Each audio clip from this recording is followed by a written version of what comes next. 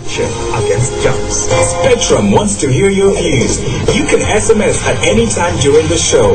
Type Spectrum, leave a space, type in your contribution and name, then send it to 7197. Your views, our interviews on Spectrum. Radio 1 FM 90. Hello, good evening. Welcome to Spectrum on Radio 1. I'm your host, on Spectrum tonight, what are the likely implications of the proposed tax measures in the national budget? What else can we do to maximize the available resources? Details emerging from the proposed budget process indicate that the resource envelope of the next budget is projected at 14 trillion shillings, with 9 trillion shillings being generated through direct taxation by the URA, while the balance is from both local and foreign borrowing. This means Uganda will fund its budget by 64%, a decline from the 80% in this current financial year. Recently, the Uganda Revenue Authority reported a shortfall of 270 billion shillings, and it is very likely that the tax body will not meet the 9 trillion shillings target. It is reported that Uganda loses 690 billion shillings each year in tax collections and wages.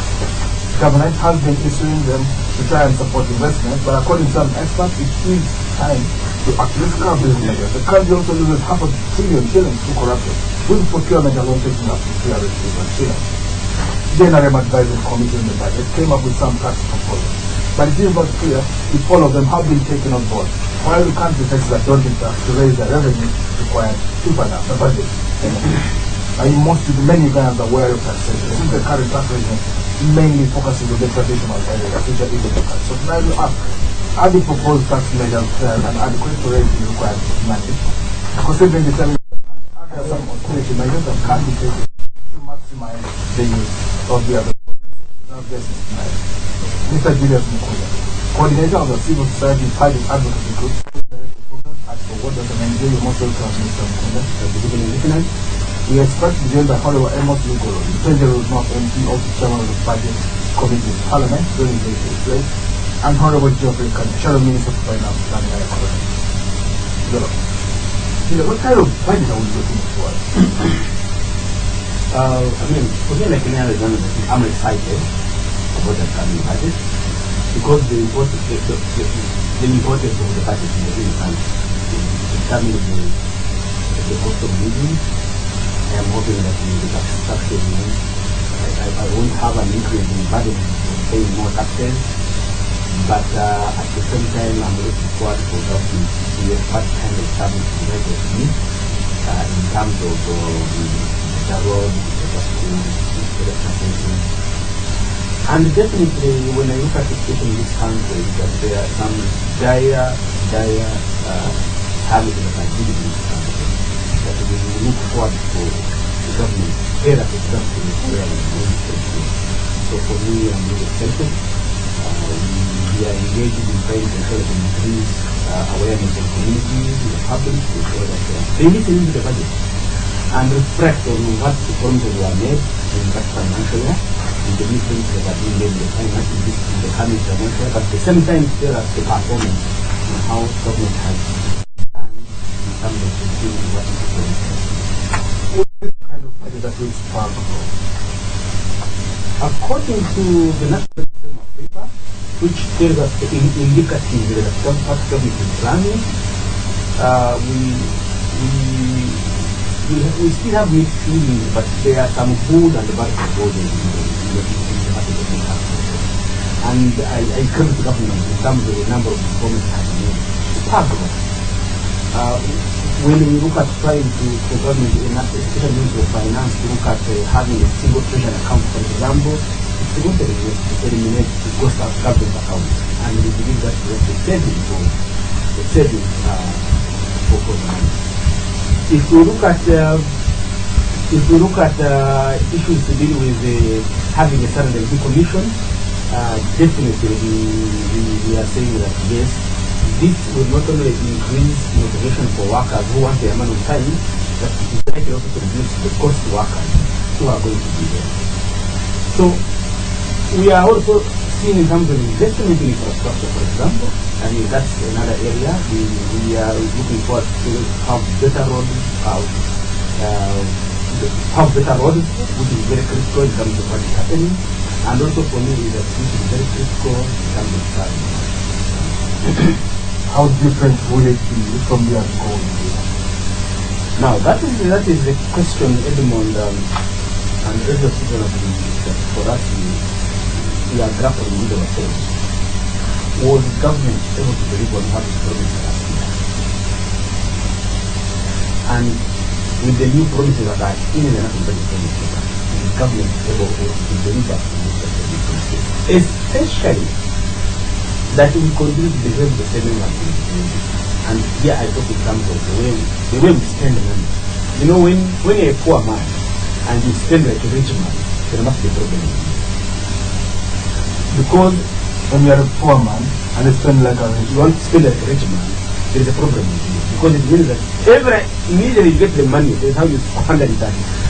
I remember they telling me that if you go to Congo, you find the money sitting in a house, but you have outside the house. I mean outside his house. But they don't house the heart. I've seen it itself. It means something. You begin to, I think there's something wrong with you. So these are kind of things that we are looking out for. So when we look at the other general report, this definitely so 2012 it gives us clues in terms of exactly what is happening. And one of the things that we are looking out for is that you progressively see issues to deal with unquestionable expenditure. You are progressively seeing Auditor General verifying whether actually resources were spent in what they were supposed to be spent on. You are progressively seeing the flouting of procurement rules. You are progressively seeing projects that are not finished but have been paid for completely. You are, that is a very worrying situation for us to look at. If we put that aside, you also realize that we also begin to spend on projects that don't bring anything. Don't talk about cable cars. We expect cable cars in the city. Believe me about it. I want to say part of why I'm paid where I work is to look at the budget.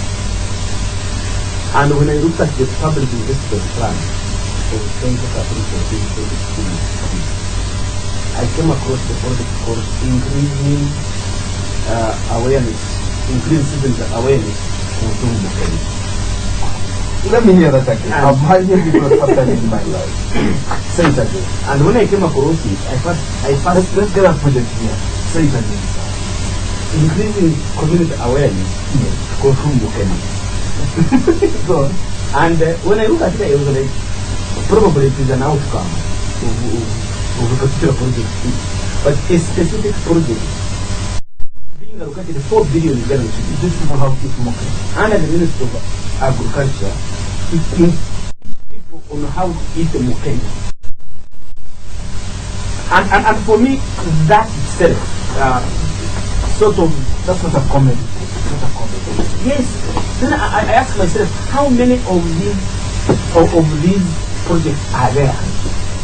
How many of these projects are there that we are like to say, hold on, despite all the problems we have in this ministry, we did some serious investment in this particular ministry. But come up with that kind of project? That's a joke. So, in actually, this is corruption. This is taking I think for you, there is a lack of unseriousness to have such a project approved.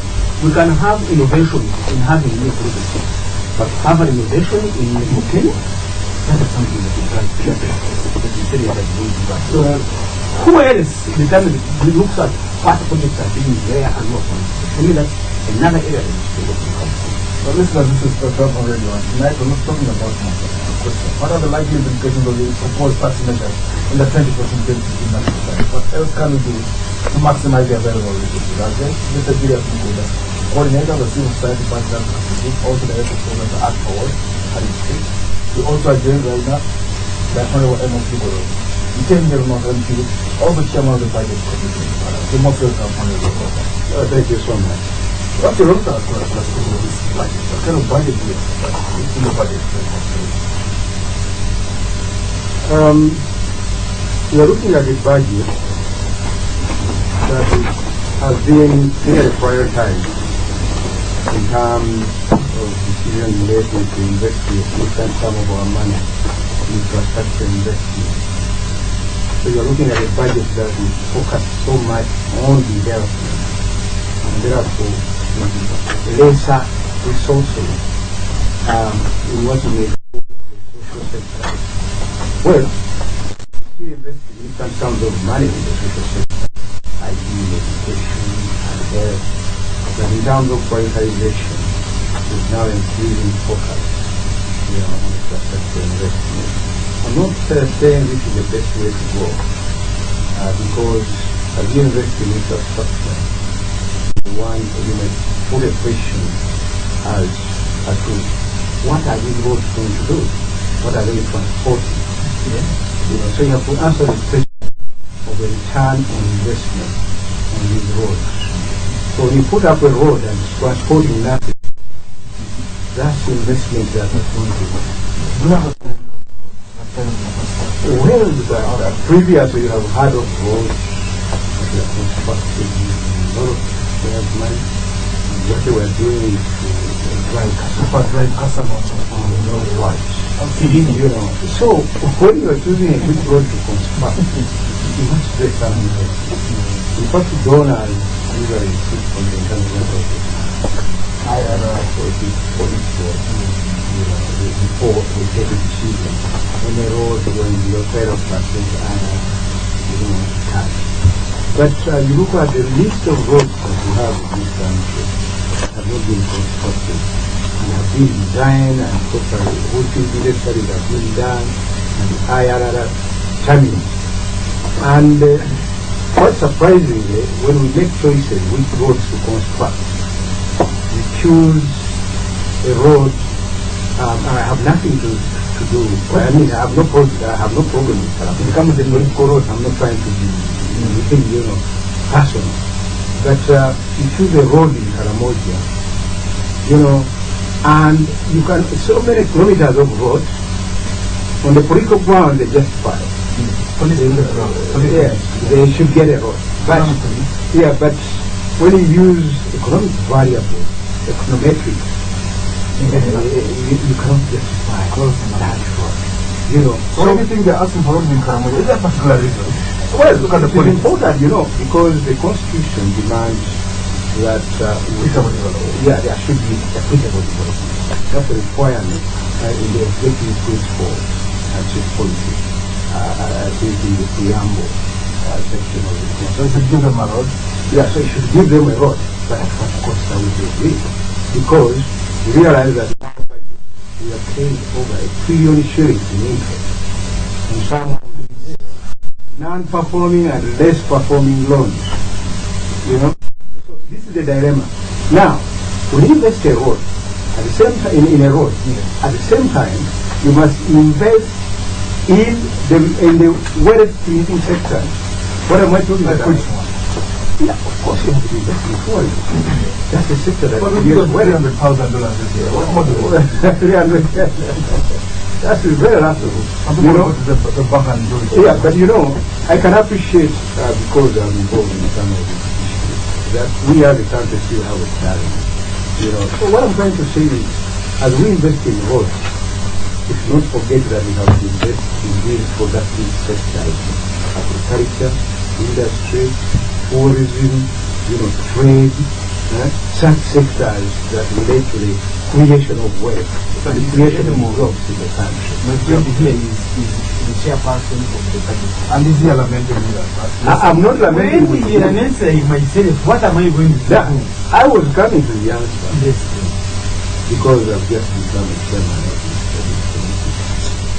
We have to see how we balance these resources, this allocation of resources between the so-called infrastructure and the productive sector. But we should also not forget that one of our biggest shocks in the budget all along has been drought. Each time we get a drought, the macroeconomic is affected. Inflation, have all these problems. Most of the indicators are not met. Most of our targets are not met. So, what do we need to do? I think we have realized that because of climatic change, that water infrastructure becomes a critical priority, where we need to invest our money. In fact, if you ask me today, between water infrastructure and the roads, where would you put most of your money? I would say it's in water infrastructure. It touches more people. Touches more people, it leads to production. I've been talking about a double maximum in the past, in terms of rainfall. That you get rain in March, somewhere May, and then September. But these days, you get very short rains. Farmers lose crop. And because of that, you have a problem in the economy of the country. The tax base is affected, and so on and so forth. So, all indicators are affected. So what do you have to do? In the long run, in the medium to long run, we have inevitably invest money in water infrastructure, whether we want it or not. But I'm not alone, I'm chairman of the budget committee, I'm chairman. So many other decision makers, the executive, the best I can do is to advise correctly that this is the way to go. And it's up to anybody to understand it. Yeah. We just did but I guess with your fellow Minister for Finance. So most welcome. Thank you very much. Well, talk to us about your own assessment of this budget. How would you categorize? Will it plan growth? Jobs? Or is it just No, this budget is not new as the budget in the past 3 years. You will agree with me that the economy has been growing in the past direction. From the 8, 7, 6 now this year, we Bank of Uganda declared 5. So we are really going in the right direction. And these are some of the things that you have said, the people side have said, and some members of Parliament have said, that we are not directing our revenue in the productive sector of the economy. Our growth has been between 1990 to 2000, mainly because of the idle opportunities, the natural resources that were exploiting because of low population. But now there's depletion of these God-given natural resources, and that's why. And then we are putting resources in consumptive items. So no wonder we're having the fast growth. And the trend is going to worsen if we don't change and redirect our budget. Honorable Kaya, if things happen, some people have been and you could be finance minister tomorrow. Suppose that what kind of budget would you take? I would read a budget that agree partly with what the current budget is focused on in terms of infrastructure, energy, that's the road, energy, and then agriculture. Because unless we put money in the productive sector of the economy, we are not going to move forward. And then downside the governance institution.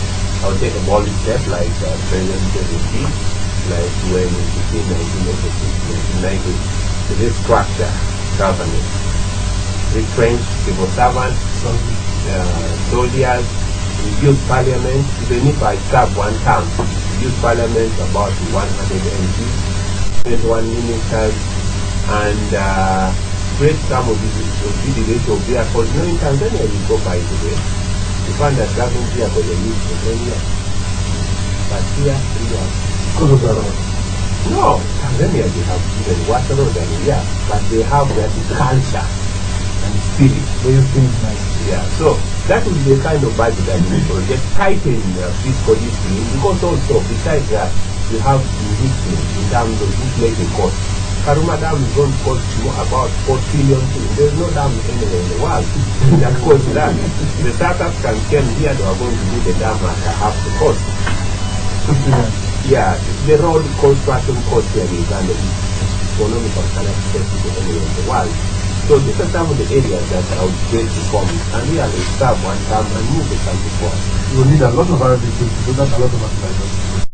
But the thing at the moment, we don't know rocket science to do some of these things. And I think it's a question of sacrifice. And I would love if we are guided by science and technical advice rather than politics. And the question of which road should we build and which road should we go to. You see, at the end of the day, it's about politics and determining which road is going to be built. If it was about the technical advice, which road should be built, I think the rate of return on something would be even far greater than others. That's why you find that the roads that would have boosted tourism are less around. But you rather have another road somewhere else in the country because of the police force. The one that goes to money is a very bad one. But you still seriously think we should look at a road in Karamoja? It's not about Karamoja. It's about what determines which road should be built. Do we have a comment? Do we have a criteria which road should be built? And do we agree on that particular criteria? Is it technically, is it a technical advice or a political advice? For me, that's okay, so there's too much politics and there's a lot of waste, a lot of expensive one on the politics. Heavy investment on the current expenditure versus development. Instead they try to realign it with having one environment. Let's talk about some of the taxation measures that have been touted. Which new taxes are we looking at? Selling taxes. Let's get it going. I mean, taxes, there's something I want us to be candid on as Ugandans, that we need money per crop. That is for sure. But the way to collect it,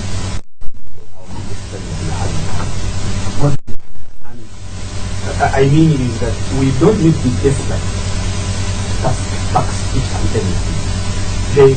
If you just follow the study, you look up and say, we are going to tax paraffin, for example. But the amount of money is going to come out of the money. But of course, the other part is the importance of paraffin to Uganda. It's not a luxury, it's a basic.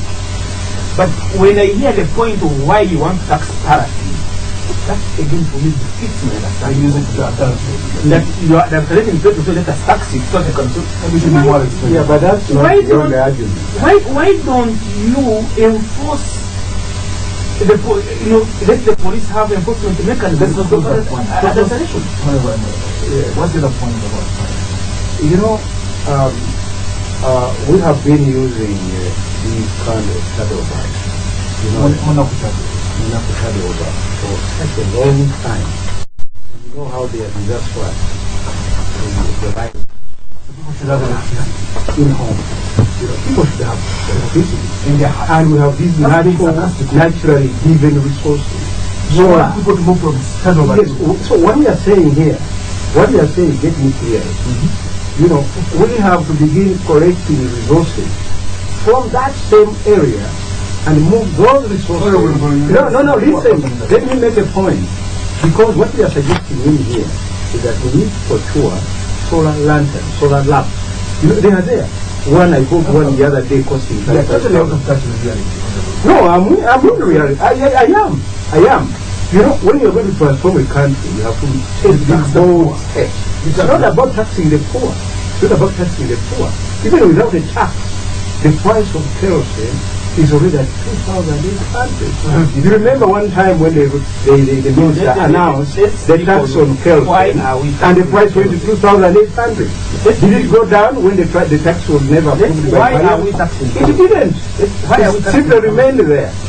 Take the case for water. People have been saying don't tax water. But when we tax water, a jerrycan of water, the maximum after tax, it costs a jerrycan should be 40 shillings. But look how much are they charging?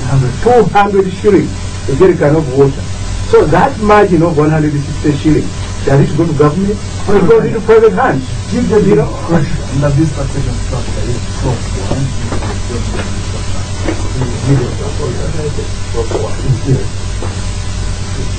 Let me tell you, it is going by the government is not going to connect this project with the because you see, poor people do not have the money to buy the paraffin, so the project of the 15 billion will not be attained because people are going to be entering their house quite early. When the moon is there, they open their moon. They open the room. So I would really, so the moonlight can come there. I would really encourage the government, and that's why the other day when I supported the EPA, some of my colleagues did understand. Therefore, and that goes back to culture. Because once we have stability, then we take the stuff like Congo and South Sudan. But by thinking that we are going to tax paraffin, tax sugar, tax private schools, we are just going to discourage, because these are areas where the government is supposed to provide the service. Let's take a break. We'll be back. This is a warning from Kabuleme. All the germs in this house cannot listen well, because I will always say this. You germs, I have seen how miserable you make the life to our children. You take away their health and happiness. You make them too sick to play. Injections. I am here to tell you that when I come into this country, Mr. Mukunda is asking why they want to tax kerosene. But you can see a figure which has been attached there. They want to raise that amount of money. That is the reason. But I'm telling you, I think maybe Honorable Grove, since you are the chairperson of the budget committee, you should lay down to us the tax measures that you have seen there. Because the ones you're seeing there were proposed by the NRM committee. I don't know if all of them have been carried forward. think of it that way. What are some of those tax measures? Take us through the tax measures. So that we can get an informed point of view what actually is in the At the same time, I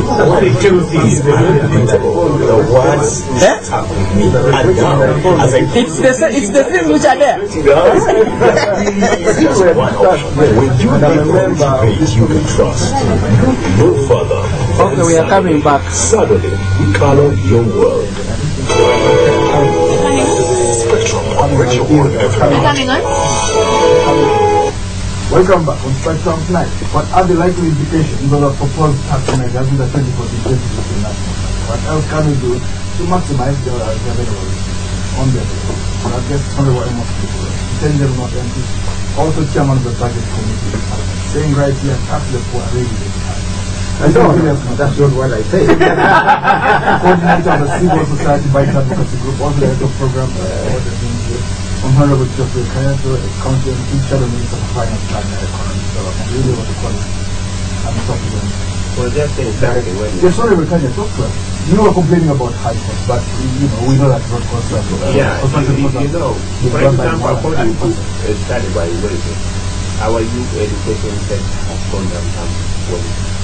The poor people in those areas in my concept and this concept use this kerosene kind of to revive, if you get me. So by taxing this paraffin kerosene, we are going to affect the quality of education. In some health centers in this country, women give birth and the only light available is being powered by this kerosene paraffin. So we are really not going to affect the quality of education, but even the quality of people who are to survive in the health center. So we are condemning people to death intellectually, but also physically. And this kind of tax is to mobilize the people of this country to this kind. Let me profile that one properly. You are telling a woman who takes care of the sick at home at night, they will tax you to take care of the sick. You are telling a woman who is breastfeeding at night, we are going to tax you for breastfeeding your kid at night. You are telling the 50% of women who deliver at home, who don't deliver in health center, we are going to tax you for having delivered at home, at night. Those are the kind of scenarios. I agree with him that we need to move people from using the Tadora electricity. They can't afford bread, let them eat cake. This is a good thing, right? No, I don't think that is the scenario that I'm talking about. You can't buy bread. You know, what I was saying is that even without tax, these fuel companies were already imposing a very high tariff, on kerosene. So the tax effect of this 200 shillings per litre is actually not going to be, is not going to cause a very serious problem on the final price. It's not the consumer price. But I want to give a small example, Eddie, that when we tax water, that small margin that I talked about, the VAT and water, what has happened this year in the coming budget? We are able to raise more resources, and we are sending additional resources to the tune of 30 billion shillings to water-stressed areas. People who had no access to water before, simply because of the tax we put on water. So we should not be, pretend. Amos, I thought that we avoid that aspiration and the state report. That we need to come up with anti-tax legislation to regulate in the market. You know how difficult it is to enforce it. Yes. So that is what we need. We should not use government failure to regulate import tax. And I thought that's something the community and government need to move forward. Because tomorrow I'm going to say that because people are using guns, killing people on the street, we are going to move guns from policemen. Are we going to say like that? Let's look at other taxes. Taxes on tobacco, taxes on unprocessed. No, I mean, but for me, Edmund, let us move from looking at this tomorrow. Let us deal with this issue. Which are big ones? I have findings here which tell me that there are so many unregistered businesses. Kampala was so common. And this is across 224,000 businesses. But they're already doing that. Are not registered. They're doing that already. Why don't we support URA to register these businesses? Those URA. And for me, they are saying that if they can do that, they can raise 444 billion annually. Forget about this 80 billion. All those measures we are talking about are already underway. In fact, we have provided more resources to the Uganda Registration Services Bureau and the URA at the same time to be able to broaden the tax and to improve tax administration. That we have already done. But we have really to appreciate that every Ugandan is participating in this program. There is nobody that has been condemned with poverty. Let's talk about tax in agriculture. The long-horn cattle. Should they be taxed for the Well, all along we have not been taxing the agricultural inputs and agricultural products in this country. That is a sector that has been entirely tax-free. I think what we need to look at here is the income earned by a livestock farmer who is rich enough. We can argue that maybe a person who owns more than 100 cows. That is subject to discussion. That's subject to discussion, and we say that such a person could pay income tax. So you say we in the next 3 or 5 years the tax people will come? Because income tax is there for anybody. Let's talk about battle process. Battle process on the process. Everyone has mixed feelings on that. One is that process delivery, that is a high level value in terms of the value of what is the process delivery. I look at school for children. They are still like to be having some money. And the companies that are also doing this, they are companies that are like to do it. They are making profits out of this. But the only challenge I have is that once you start when I look at all these many producing plants that are coming up and these are producing that are coming up, it's going to discourage them, add value and have more products to make. So you think it will start the sector? So to these other ones, it might like a stop the sector. Let's first have a strong direct sector and then you can tax. Let's talk about the private schools. They want to do this taxing themselves. Is that a good thing? Well, private schools are actually, begin with, they provide a social service. But secondly, it's a business. I don't expect a person before you go into a school, you must expect a profit. Your profits must be taxed. They have enjoyed some form of exemption that was actually provided by the government on a temporary arrangement.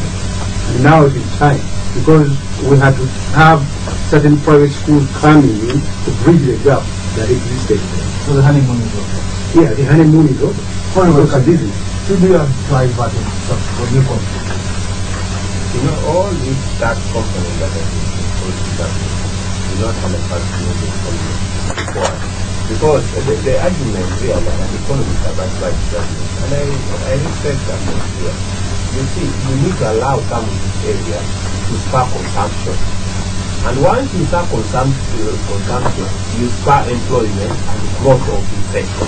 So all these taxes being proposed in mainly taxing private school have just told you ways to indicate that at the quality of education. Uganda had the highest comparative advantage in East Africa, being a former British colony, English speaking. Tanzania, Kiswahili, Kenya, Kiswahili, German, and so forth. It is only Uganda, it is Rwanda, French. So many countries are doing that children here. Now we have gone down. So now you tax school. What has been keeping that percentage is on the report is because of the private school. Most of these private schools are surviving long. All of them, but yes. So this tax component of private schools, supply of new computers worldwide. During the retrenchment program, it was agreed that every person in office will be able to be computer literate. Now, you tax this, you are banned all the computers. You tax this, you are going to discourage use of computers and so forth.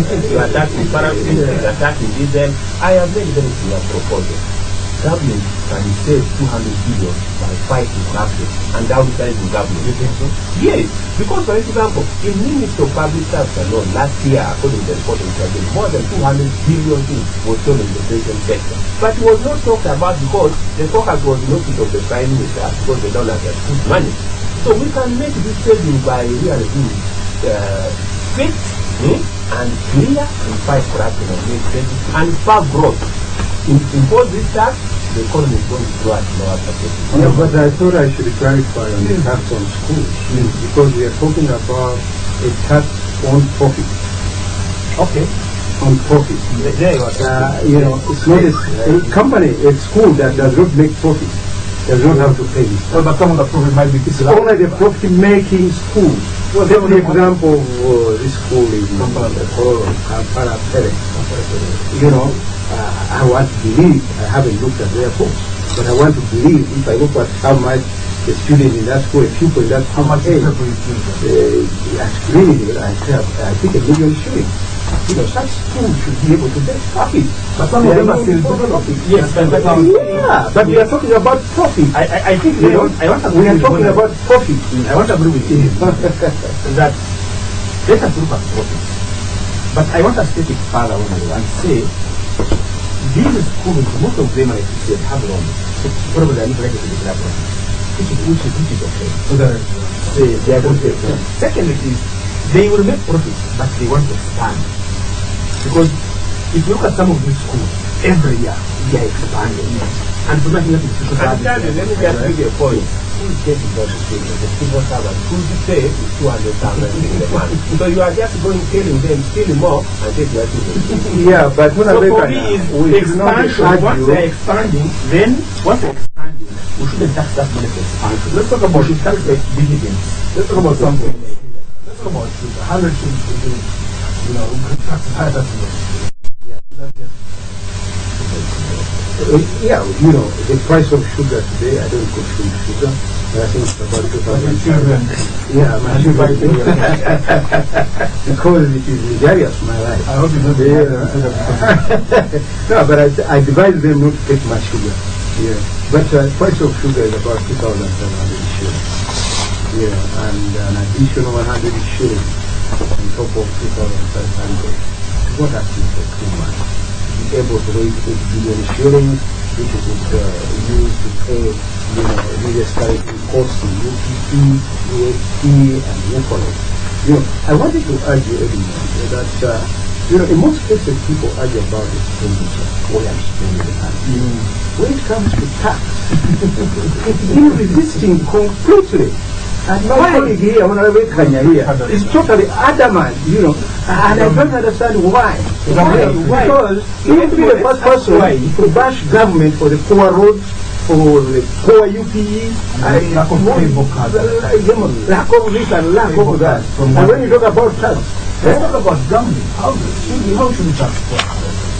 Well, gambling, you know, is something that you may not avoid. In a growing economy, yes, because that's part of the tertiary sector. It's going to be there.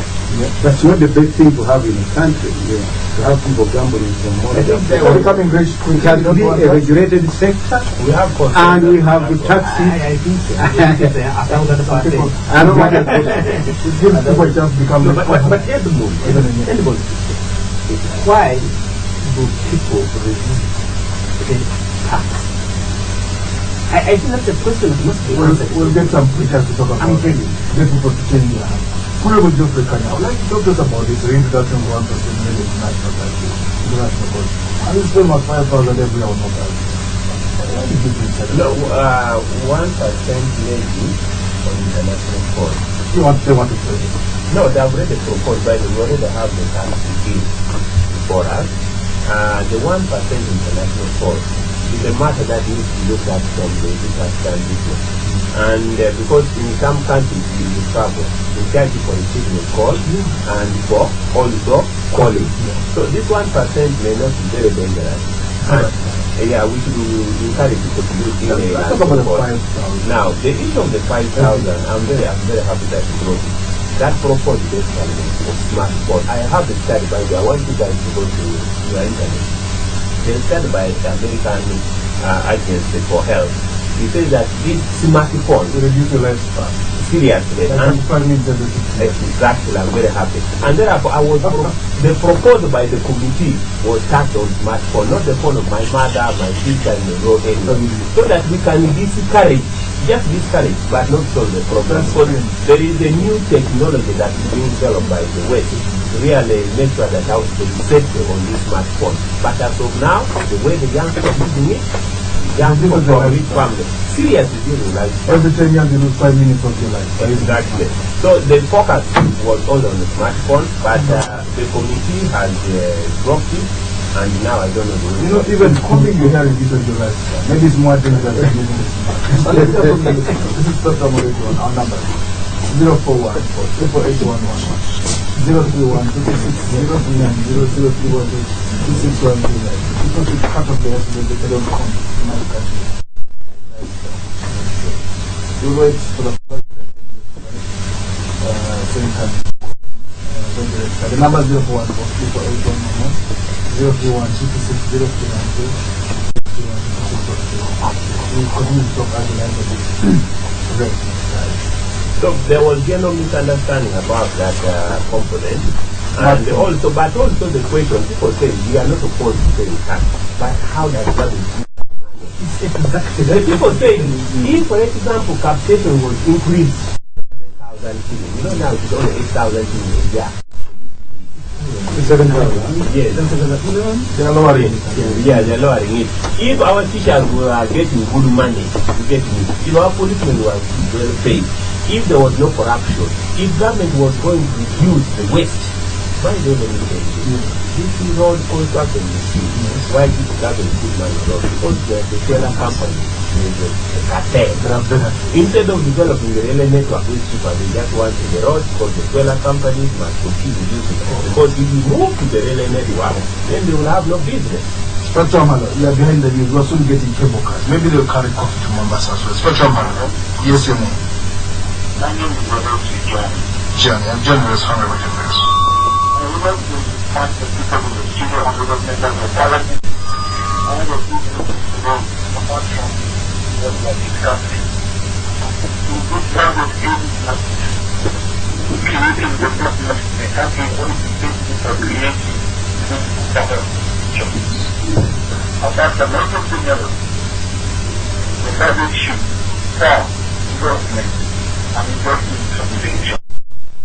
But given that taxation regimes that they are proposing, there are opportunities for future investment and also to relocate resources to those domestic sectors which are required for that development. Number two, I would like also the members in the especially the chairman of the Budget Committee to give more information whether the budget proposal. We are also looking at the element of public discipline given the policy measures which the International Committee is using so that donor support is being reduced. What are the measures in place for this in the budget whether there are no hostages. Number 3, unless the chairman of the committee, he told me how much this budget is going to allocate the chapter because the public sector in the future can therefore do that which is fair development or increase taxation in the future so that the resources to public utilities and the development is secured. Spectrum, hello. Good evening, your name? Thank you, Mr. As usual. Thank you for my question, Mr. Olaric. We gave you the mandate as the opposition. You in delivering, you say you don't have the power because you are the one to check the government if they are not getting value for money. So that's your role. But if you come, then you are doing nothing. Thank you. Just cut yourself. Let's go here and get the responses. Honorable. Yeah, so that I did not share the question. Also, the review discussed Yeah, but it was just saying that what austerity measures that because there is passing growth. So what? Reversing growth. Slower growth. Yeah, economic growth. So what austerity measures are we putting in place to make sure that the relocation Shadow Minister for the in my alternative, I have said it in categorically clear that we need to have a system that is approval. Our procurement system we need to ensure that we have men and women who have that we need to enhance transparency, but sometimes government does not take some of these proposals. You want some L'Oreal for ministers? Yeah, but you see, my friend, Rwanda is here. They give you targets, perform and deliver. The first stage is, why do you have a driver, take the car to the garage, buy the spare part, all these facilities. We have, for the last 3 years, the government says they are going to include and sectors of the economy. They are not doing it. We have talked about tourism. There are so many centers of excellence in this country. They are not doing resources. Even utilizing the resources given by development partners, we have about 5 trillion shillings of the donor money from the NDB, World Bank, we are not utilizing it. Yes, we are not utilizing just borrowed it, but still yes, it's there, and we are paying charges, commitment fee for this bus and this bus. Our debt level is going up for non-utilization. We are making trips to Washington, Australia. So these are lapidaries. Let's talk about tax exemption. The World Bank is saying remove tax exemptions. We don't need them investors, even though we have. I think that is true. With the billion, we want you to give them 3 years. They don't understand. Sure, it is not something they think about. They already made up their mind that they are coming to that. And that is the land that is around, they can even buy it. The challenge is that even buying that land becomes a problem for them. So, streamline the land registry. It's for ensuring that there are no duplicate land titles. So if the system is correct and clean, go in one place, go to the delegates in the country, get the immigration papers in place, get one stop center. That's what we need. You don't feel that anything is ignorant. They are not going to do that at all. The World Bank has carried out a survey. 90%, I think around 80% of the investors don't carry out a survey. Honorable Golo, talk to us about how this budget, how we're faring vis-a-vis GNP, the national government. We're coming to this for 5 years. How close we are linked to that? Well, in terms of implementation, the NDP or the categorized different clusters. You have a cluster on the primary cluster. You have a cluster called the complementary. The first one is I'll have to recall a little bit later. But in terms of spending, we have noted that we have surpassed the targets in terms of expenditure on the enabling sector. And enabling sector we wanted a certain amount of megawatts. We were less than 5%. Well, I think we are moving in the right direction. Well, as I said, Yes, well, we are beginning to move at a very fast pace. You know, now that we are running like we are running very fast, going to Karuma and Viva at the same time, and soon going to Ayago. Not that we are moving very slowly. But I was going to talk in terms of spending. You know, if you don't prioritize your resources, to spend more on security than spend half the budget, the NDP budget, on well, it's the most expensive program, $740 million. Yeah, this is exactly supporting my argument. You know, when you look at the NDP target that we are intending to spend on agriculture, we have only half of that. You know, that's bad. And that means that we are only going to maintain a single digit growth. Countries in this region are maintaining double-digit growth. Take Rwanda, take Ethiopia, you know, even in Congo, Democratic Republic of Congo, yes, is 11%. Yeah, well, you know? Yes, yes. And moving very fast. It's all because it's about where you invest your money. You know? And you know that gentleman who was talking about this kind of job. Which region is for coffee, which region is for cotton, which region is for matoke, which region is spread the industry, which region is for cattle. That really congest the center. But now, the traffic jam we have in this year, the fuel, the sand, where even the planning, if you have to now create APC planning, flyover and so on. Bring cable cars. Yes, cable cars. So if you're going to one day from now to you go no, but the cost of establishing the cable cars, you have to do compensation and so forth. It is going to be very, very high. And that's why the gentleman talking about inclusive growth. That means growth that takes care of the entire country, the population structure, and all the units of the economy, the soil partner and so forth, so that we know that around Lake Victoria, this is going to be focused. In the north, because of land, we are going to do mechanization. That's the kind of planning and direct our place. We can have double-digit growth. I mean, I just want when you ask about NDP for the years was that we were supposed to have spent 13.9 trillion, and now we are going to spend 14.2 trillion. This is a very good move. The question that I think the chairman was about where are we spending the money was what was very important.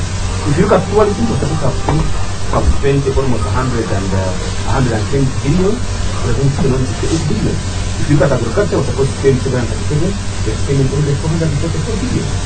But if you look at issues to do with interest payment, say we're supposed to have spent only 670 billion, we are now going to spend a trillion. Public sector, 800 billion, we're going to spend almost another trillion. So for me, priority is and a big number of those loans are actually not performing well. Yeah. Thank you very much. That's just my honorable members of the Lord. Intentional of NPO question on the budget for our political discussion. This idea is from that. Coordinator of the civil society budget to also director for at our SNMG, also honorable Geoffrey. That was the finance planning and opportunity. I've been able to say more to someone more affected. Legitimate whiskey is different. I am proud that we can now enjoy quality and taste and style. I never felt so overjoyed with the lightness I get each